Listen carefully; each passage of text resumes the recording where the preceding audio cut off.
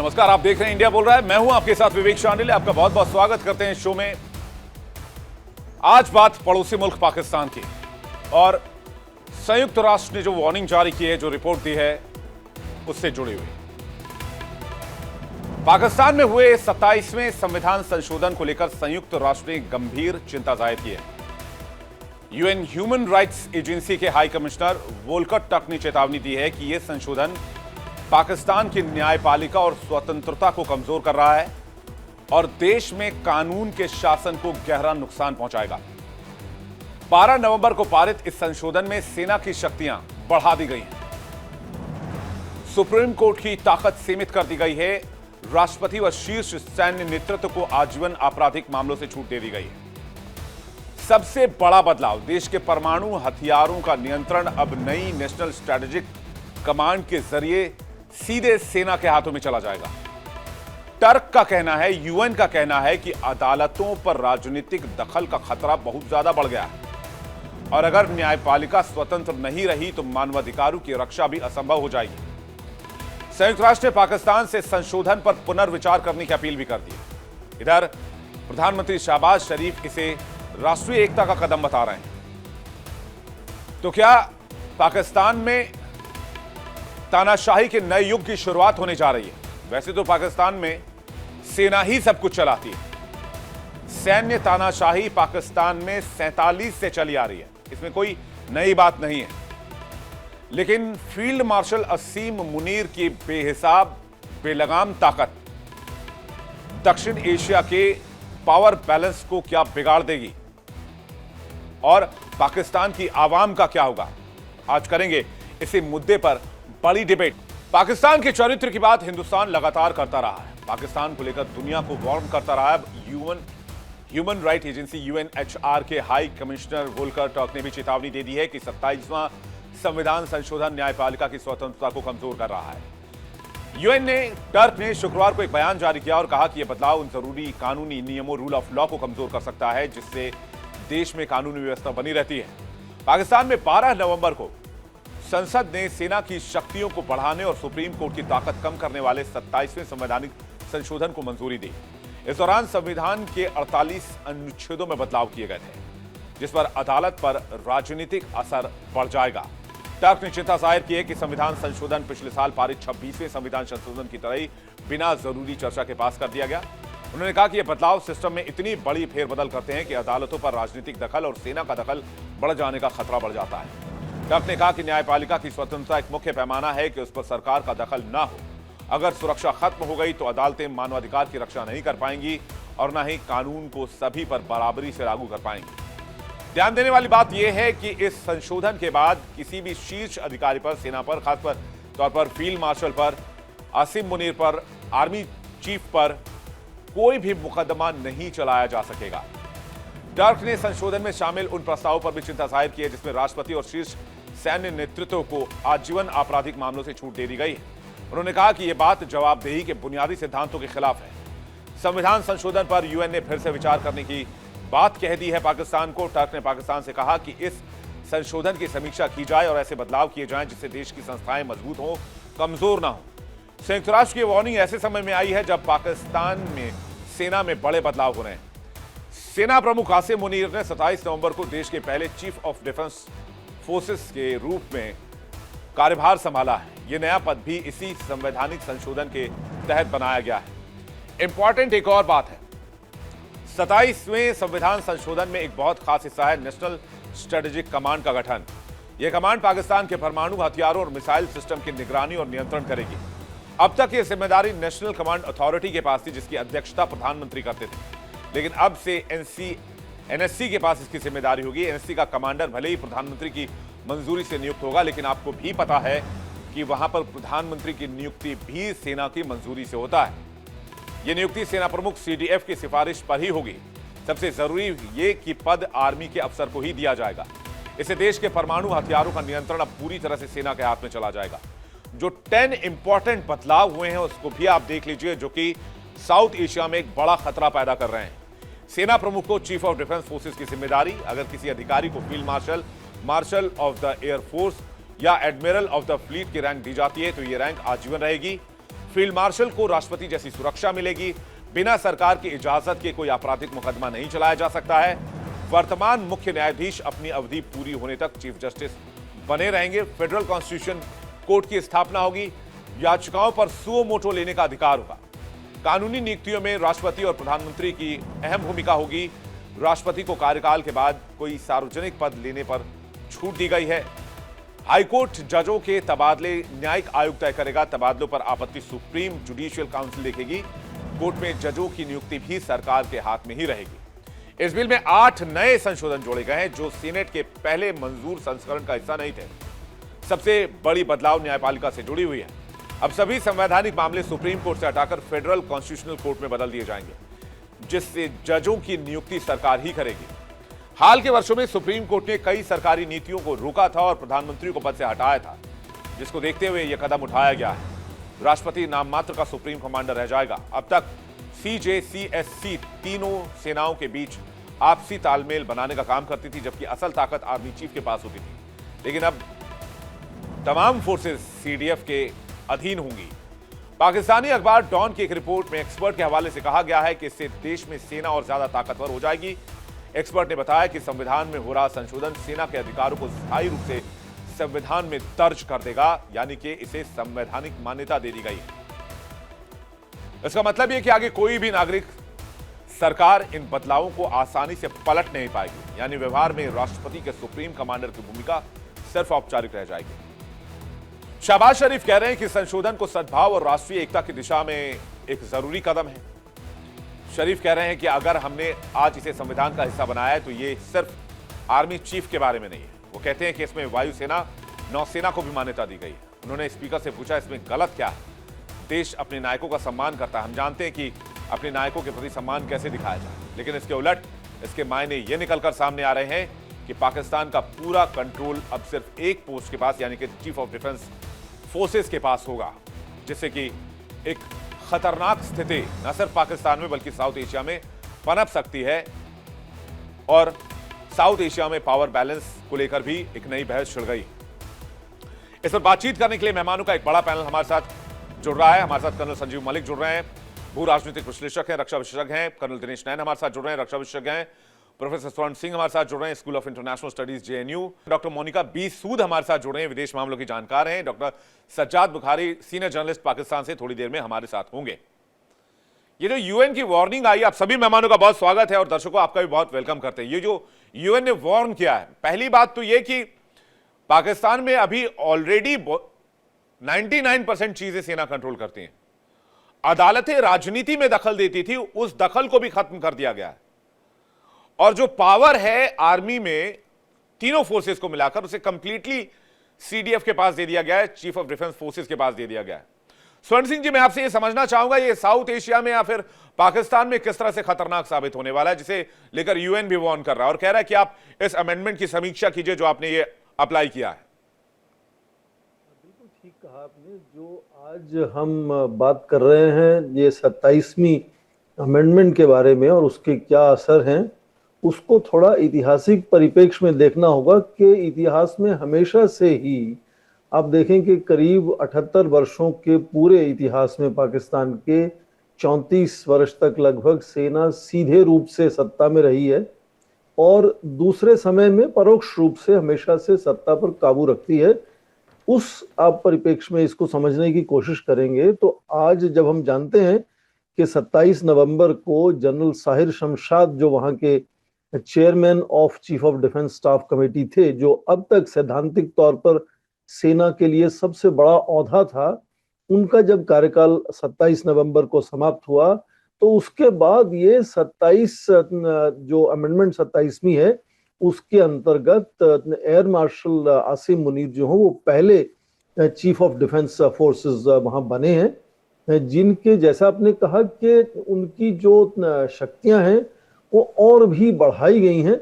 जिस तरह से आपने खासकर परमाणु अस्त्रों के बारे में जिक्र किया कि एक अलग से एक काउंसिल बनाई जाएगी और वो पहली बार ये सब जितनी मिसाइलें या परमाणु अस्त्र हैं जो शायद कुछ हद तक नेवल फोर्सेस के पास या एयर फोर्स के पास रहते थे, वो सीधा अब आर्मी के कमान में आएंगे और सीधा आसिम मुनीर के शक्तियों में वो शामिल होंगे।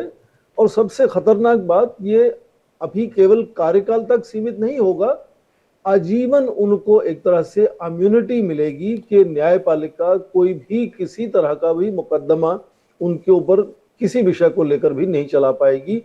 तो आपने सही कहा कि एक तरह से एक छत्र राज जो है आसिम मुनीर साहब का, वो बनने जा रहा है। जब ये अनलिमिटेड पावर स्वर्ण सिंह जी मिल जाएगा तो जाहिर सी बात है मनमानी चलेगी, जो मन में आएगा वही फैसला करेंगे। तो जनरल जियाउल हक के रिजीम की कुछ कुछ याद दिला रहा है ये अमेंडमेंट। जब 73 में उन्होंने अपना संविधान पास करवाया था और 77 में जो है वो जुल्फिकार अली भुट्टो को रात में 2 बजे फांसी पर लटका दिया गया था, बिना कोई केस चलाए, बिना कोई दोष सिद्ध हुए।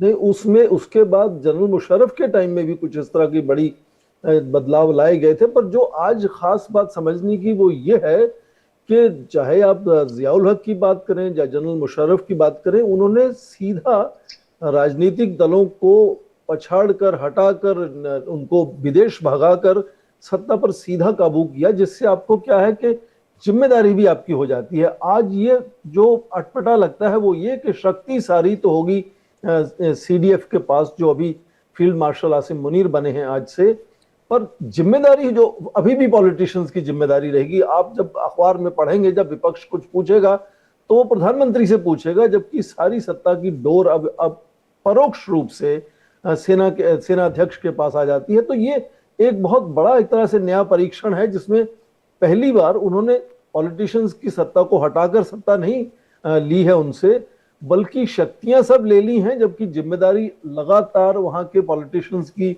बनी रहेगी।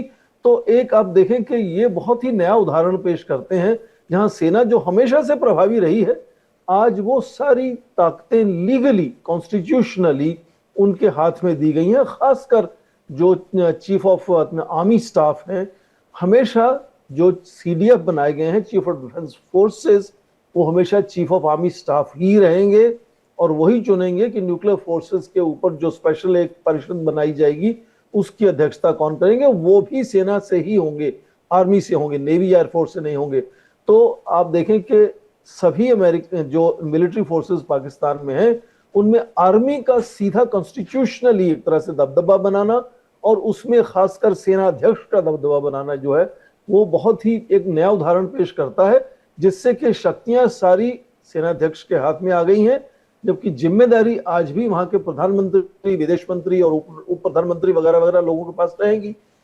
पत्रकार उनसे सवाल पूछेंगे, विपक्ष उनसे सवाल पूछेगा, पर नहीं, विपक्ष नाम की चीज तो है ही नहीं पाकिस्तान में। जी मैं मलिक जी से जान लेता हूं कि बेहिसाब असीमित ताकत एक कट्टर मौलाना मुनीर के पास, जो कट्टर सोच रखता है, कितना घातक, कितना खतरनाक साउथ एशिया के लिए। विवेक जी नमस्कार सभी मेहमानों को। देखिए, इस अमेंडमेंट की जरूरत क्यों पड़ी? कोई आदमी अपने पास इतनी पावर क्यों सेंट्रिक करना चाहता है? सब कुछ अपने पास समेट कर तब रखना चाहता है जब वो आदमी किसी चीज से डरा हुआ हो। वहां के सिस्टम के अंदर जो फॉल्ट लाइन्स हैं, उनको ये लगा है कि ऐसा नहीं हो कि मैं कोई एक्शन लूंगा कल और कल मेरे ऊपर केस चलने से। मतलब एक बहुत ही सिंपल एग्जांपल से शुरू कर रहा हूं। मुनीर का ये डर पाकिस्तान के प्राइम मिनिस्टर को लेके अमेरिका में जाना, अमेरिका में ये डिस्कस करना, वहां के ट्रंप की ब्लेसिंग्स लेके आना, ये सब इस बड़े ड्राफ्ट का हिस्सा है। मैंने आपके चैनल पे पहले भी आके कहा था, अल्टीमेटली एम मुनीर, पूरी की पूरी सत्ता पावर मुनीर के हाथ में आना है। It may take few months, it may take year. असली पावर मुनीर के हाथ में आके रहेगी। आज उन्होंने जो अमेंडमेंट किया, जितने सारे प्रोविजन प्रोफेसर साहब ने भी डिस्कस किए हैं, उनको रिपीट करने से अच्छा है कि मैं इसमें यह ऐड करना चाहूंगा कि उन्होंने जो जुडिशियल सिस्टम को हटाया, सुप्रीम कोर्ट को साइडलाइन किया है, इससे वो अपने आप को ये बचाना चाहते हैं कि कल हम कोई भी एक्शन ले, कल इकोनॉमिक ऑफेंसेस आते हैं, वहां की पावर, वहां की जो आर्मी है, पूरा वहां का इकोनॉमिक सिस्टम चलाती है, आला सिस्टम चलाती है, फैक्ट्रीज रन करती है, सिविल फैक्ट्रीज रन करती है, जमीन के अंदर वो है, खरोद फरोख्त में अंदर वो है, प्लॉट्स के अंदर आवंटन में वो है। देखिए, इन सब चीजों में ये सब चीजें इकोनॉमिक से जुड़ी है। कल ऑफेंस आएगा तो ये कहता है, ये प्रोविजन कहता है कि कोई भी इकोनॉमिक ऑफेंस, किसी भी सिविल ऑफेंस या क्रिमिनल ऑफेंस, उसके खिलाफ immunity. President, naval chief, army chief और एयरफोर्स चीफ जोड़ा इसलिए गया है कि उनको सिंगल आउट ना किया जाए। सवाल यही है कि उनको असली काम था कि सीडीएफ को बनाकर उनको अमर कर देना, उन पर कोई एक्शन नहीं हो सके किसी भी तरह का। पाकिस्तानी अवाम जाते, देखिए अवाम अल्टीमेटली, अवाम का, किसी भी देश के अवाम का अल्टीमेट जो सहारा होता है वो वहां की कोर्ट्स होती है। कोर्ट से यहां से छीन लिया गया है। जब ये पावर ही आपने छीन ली और सब कुछ हाथ आर्मी के अंदर चला गया है, आर्मी ही है वहां पे, सब कुछ है, और ये इसलिए किया गया है। देखिए वहां का प्राइम मिनिस्टर का कोई वैल्यू नहीं है, प्रेसिडेंट की कोई वैल्यू नहीं है, कॉन्स्टिट्यूशनली वो चेयर पे रहते हैं, लेकिन करते वो वही हैं। वो रिवर्स प्रोसेस चलती है वहां पे, जैसे बाकी जो डेमोक्रेटिक कंट्रीज हैं, डेमोक्रेटिक कंट्रीज में पावर चलती है डेमोक्रेसी से लेके उसके सारे सब कंपोनेंट्स की तरफ, सबसेट्स की तरफ। पाकिस्तान में उल्टा हिसाब है, वहां पे आर्मी जो अथॉरिटी है वो डिसाइड कर देती है और फिर गवर्नमेंट को बताया जाता है कि ये करना है। और यही लेके जो मैं आपको कह रहा था, पिछले महीनों से हम डिस्कशन में चल रहे थे, ये जो वहां पर मुनीर साहब गए हैं ना और वहां के प्राइम मिनिस्टर गए हैं, वहां पे ये सब चीजें डिस्कस होकर तय होके आई है कि तकरीब, क्योंकि क्या है, पाकिस्तान का विरोध करने वाले यूएनएचआरसी करता रहे, क्या फर्क पड़ता है उनको? उसकी वैल्यू क्या है यूएनएचआरसी की? थोड़े दिन, एक दो दिन अखबार में आएगा और खत्म हो जाएगा। असली प्रेशर आता है यूएस से, क्योंकि पाकिस्तान एक तोता है यूएस का। पाकिस्तान के अंदर सारी चीज वो करता है जो यूएस कराता है। तो वो अपने यूएस को समझा के आया कि हम अपने यहां पे इस तरह के ऑथोरिटेरियन रूल हम लेके आ रहे हैं। और फिर तो शहबाज शरीफ के भी दिन बहुत गिने चुने बचे इस हिसाब से, अगर देखा जी जाए तो। बिल्कुल, जी बिल्कुल, शहबाज शरीफ के दिन बहुत नहीं है। देखिए मेरी बात सुनिए, मैं थोड़ा पीछे जाता हूं, 2 साल पहले यही इमरान खान थे जिनको वहां के उस टाइम के आर्मी चीफ का पूरा वृद्धस्था, उनके पूरे आशीर्वाद से ये आए थे। जनरल बाजवा के ये देखा जाए बहुत अच्छा इनके अंदर बीच में रिश्ता था। हुआ क्या, जनरल बाजवा के ही साथ में ऐसी परिस्थितियां हो गई कि उनकी आंख का कांटा बन गए। अब बात आती है मुनीर साहब, मुनीर साहब को अपॉइंट किसने किया था? डीजी जो आईएएस है वहां पे है, उनको इन्होंने अपॉइंट किया था, जो इमरान खान साहब ने। हुआ क्या, उसके बाद इन्होंने उनके घर की ही चीजें शुरू कर दी। बताते हैं उनकी वाइफ पे इनका एक तरह से तलाशी ने उनकी बेसिकली इंटेलिजेंस गैदरिंग करना। जब इसका विरोध हुआ तो इमरान खान की आंखों का कांटा बन गया। ये पॉलिटिकल स्कोर फिट होंगे। और कल भी मैं अपने वार्तालाप के दौरान ये कह रहा था कि देखिए ये तो एक छोटा सा एक प्रोसेस है, लीगल जामा पहनाने की कोशिश की गई है ताकि दुनिया, देखिए आज की दुनिया बहुत छोटी है, सोशल मीडिया का जमाना, इंफॉर्मेशन फ्लो का जमाना इतना तेज है। आप एक आदमी को इतना पावर दे रहे हो, उसके खिलाफ ना आप कोर्ट में केस चला सकते हैं, ना उससे सवाल पूछ सकते हैं, उसके पास अनलिमिटेड पावर, तीनों सेनाओं का इस्तेमाल कर सकता है, परमाणु हथियारों का कमांड भी अपने हाथ में उसने ले लिया है। और उसने, जो व्यक्ति यूएस में जाकर कहता है कि हमारे पास इतने परमाणु बम है कि हम आधी दुनिया को खाक कर सकते हैं, जो पाकिस्तान में मंच सजाकर कहता है कि जो हिंदू हैं, जो हिंदू कौम है हिंदुस्तान की, वो वही हमारी दुश्मन है, हमें उनसे जंग करना है, और वो इस हिसाब से पावरफुल होता जा रहा है। विवेक, मैं आपकी एक बात में एक और जोड़ देता हूं। 2 महीने पहली बात है जब यही मुनीर साहब थे, ये कह रहे थे हम तो हमारे पास जब अगर हम मरेंगे तो हम पूरी दुनिया को मार के मरेंगे। कहने का मतलब है ये बताना चाह रहे थे, किसी प्रेस वार्ता में बोल रहे थे कि सनम हम तो डूबेंगे और आपको भी ले डूबेंगे। ऐसे इररेस्पॉन्सिबल नेशन को इतनी पावर वहां की एक आदमी के हाथ में देना, ये अच्छी निशानी कतई नहीं है। ये मुझे लगता है पाकिस्तान की ताबूत में आखिरी खेल है। मोनिका जी इस पर क्या कह रही है, उसके बाद में कल दिनेश नैन सर आपके पास आ रहा हूं। मोनिका जी, देखिए ऐसा है कि अभी जैसे प्रोफेसर साहब ने बात की और मलिक साहब ने बात की इस बारे में कि जो अब पूरी की पूरी पावर सीडीएफ के पास होगी, मुनीर के पास होगी, और शहबाज शरीफ का इसमें कोई लेना देना नहीं रहेगा। थोड़े दिनों में आप देखेंगे कि शायद मुनीर ही पीएम बने बैठे हैं। और इस चीज़ से जो इनके अवाम को फ़र्क पड़ेगा, इनकी पब्लिक को फ़र्क पड़ेगा, मुझे लगता है कि जिस तरीके का नज़रिया और जिस तरीके का माइंडसेट जो मुनीर का है, उसके हिसाब से तो इनकी पब्लिक में, अवाम में कोई अगर आवाज़ भी उठा देगा तो उसका सर काट देंगे ये लोग।